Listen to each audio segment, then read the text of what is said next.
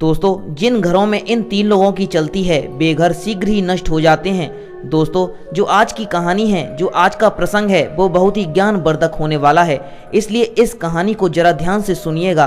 उससे पहले अगर आपने हमारे चैनल को सब्सक्राइब नहीं किया है तो सब्सक्राइब करके बराबर वाले बेल आइकन को दबा लेना। चलिए कहानी को शुरू करते हैं। दोस्तों, किसी गाँव में एक मनसा राम नाम का व्यक्ति रहता था। उसके 4 बेटे थे। चारों बेटों का विवाह हो चुका था।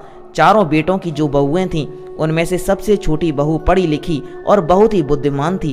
पहले तो मनसा राम के घर की हालत कुछ ज़्यादा ठीक नहीं थी, लेकिन जब से छोटी बहू घर में आई वह दिन दूना रात चौगुना बढ़ता चला गया।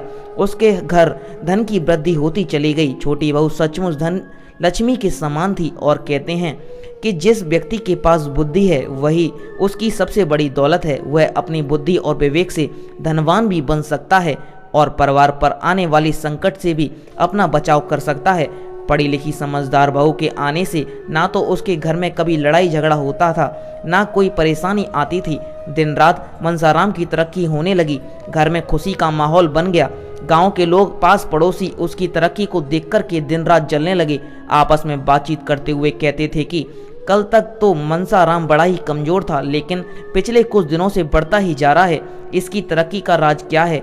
कहीं इसको कोई गड़ा धन तो नहीं मिल गया? और दोस्तों, ये दुनिया की फितरत है कि आदमी किसी को अच्छा खाता पीता नहीं देख सकता।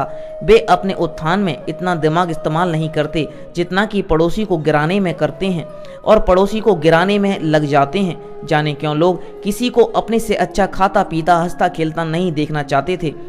वे अपने दुख से इतने दुखी नहीं होते जितना कि दूसरे के सुख से उन्हें दुख होता है। लोगों की मनोस्थिति उनके केकड़ों की तरह हो गई है जो एक दूसरे की टांग खींचने में लगे रहते हैं। एक बार एक मछुआरे ने बहुत सारे केकड़े पकड़कर अपनी पेटी में रख लिए और वो तो केकड़े पकड़ने में मस्त हो गया। इधर केकड़े उस पेटी से निकलने का प्रयास करने लगे। जो भी केकड़ा पेटी के ऊपर चढ़ने का प्रयास करता, पेटी में पड़े बाकी केकड़े उसकी टांग पकड़कर के नीचे खींच लेते थे। सब एक दूसरे की टांग पकड़कर के खींचने में लगे थे, इसीलिए पेटी से निकलकर कोई भी केकड़ा बाहर न जा सका और सारे केकड़ों को अपनी जान गंवानी पड़ी। यही हुआ मनसाराम के साथ। मनसाराम के पड़ोसियों को उसकी खुशियां हजम नहीं हो रही थीं। उन्हें इसी बात की बात खाई जा रही थी कि पड़ोसी मनसाराम इतना फलता फूलता कैसे जा रहा है। यही सोचकर पड़ोसियों ने मनसाराम के कुल पुरोहित को भड़का दिया कि जब से मनसाराम के घर में उसकी छोटी बहू आई है तब से उसके घर में धन की दिन रात वृद्धि होती जा रही है। उसके घर में ना कोई बीमार पड़ता है, ना किसी से लड़ाई झगड़ा होता है। यदि उसके घर में कोई बीमार पड़ता, लड़ाई झगड़ा होता तो वह झाड़ फूंक करके गृह शांति के लिए आपको जरूर बुलाता, तो आपको भी कुछ दक्षिणा मिल जाती। पर उसके खुशहाल रहने से उसके सारे मंगल कार्य पूजा पाठ बिना धन खर्च किए ही हो जाते हैं। पड़ोसियों की बात कुल पुरोहित को अच्छी तरह समझ में आ गई कि मनसाराम इसीलिए उन्हें नहीं बुलाता है। कुल पुरोहित ने सोचा कि ऐसा कोई काम करना चाहिए जिससे उसके परिवार की शांति भंग हो जाए और यह पूजा पाठ के लिए मुझे अपने घर पर बुलाए। ऐसा निश्चय करके वो एक ज्योतिषी के पास पहुंचा और बोला कि आप कोई ऐसा उपाय बताइए जिससे मनसाराम के घर में अशांति फैल जाए। ज्योतिषी ने ध्यानपूर्वक देखा तो पता चला कि मनसाराम के घर में अशांति तो आ ही नहीं सकती। उसकी एक बहू साक्षात लक्ष्मी स्वरूप है। जब तक वह लक्ष्मी उस घर में रहेगी तब तक तुम उसका कुछ भी नहीं कर सकते हो। पुरोहित कहने लगे, तब तो मुझ पर रोजी रोटी का संकट आ जाएगा, क्योंकि कहते हैं कि चोर अपनी जीविका चलाता है असाधारण व्यक्ति से, वैद्य अपनी जीविका चलाता है रोगी से, मतलबी स्त्री अपनी जीविका चलाती है कामी पुरुषों से, राजा अपनी जीविका चलाता है झगड़ने वालों से और विद्वान अपनी जीविका चलाते हैं मूर्ख व्यक्तियों से।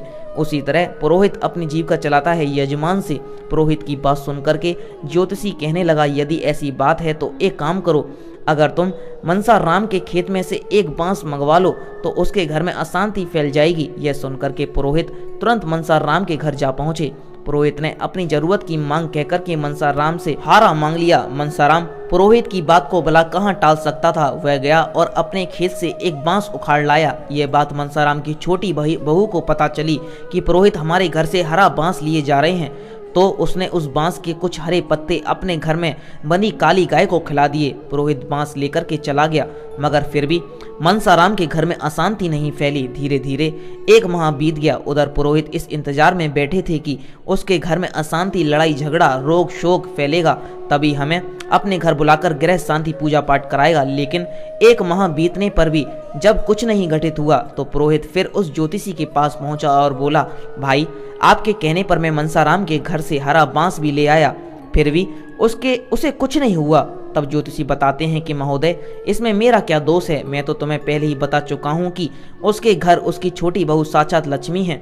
जब तुम बांस मांगने गए थे तो उसने बांस के कुछ पत्ते अपनी काली गाय को खिला दिए थे, इसीलिए उनका कुछ नहीं हुआ। उसकी छोटी बहू बहुत बुद्धिमान है।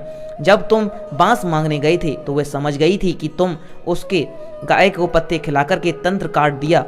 अब तुम एक काम करो, मनसाराम से वह गाय मांग लाओ जिसको उसने पत्ते खिलाए हैं। ज्योतिषी के कहने पर पुरोहित फिर से मनसाराम के घर पहुंच गए और बातें बनाते हुए बोले, मनसाराम, मेरी बहू ने एक बेटे को जन्म दिया है और हम लोगों को इतनी हैसियत नहीं है कि हम उन्हें गाय का दूध पिला सकें। अगर आप मेहरबानी करके अपनी काली गाय कुछ दिनों के लिए हमें दे दो तो आपकी बड़ी कृपा होगी। मनसाराम पुरोहित को खाली हाथ नहीं लौटाना चाहते थे, इसीलिए वह अपनी छोटी बहू के पास गए और पुरोहित को गाय देने की बात बताई। बहू ने कहा, पिताजी, यदि ऐसी बात है तो गाय पुरोहित को दे दो, लेकिन उससे पहले हमें एक काम कर लेना है। दो मित्रों, इतना काम कहकर के मनसाराम की छोटी बहू ने अपनी चादर के कुछ धागे गाय के आंसुओं से भिगो कर के रख दिए और गाय पुरोहित को दे दी। पुरोहित गाय लेकर चले गए और मन ही मन बड़े प्रसन्न होने लगे कि अब तो उसके घर में विपत्ति आएगी ही आएगी। जब विपत्ति आएगी तब मुझे पूजा पाठ के लिए आमंत्रित करेगा। इसी तरह धीरे धीरे 2 महीने बीत गए। मनसाराम के घर में अशांति नहीं फैली।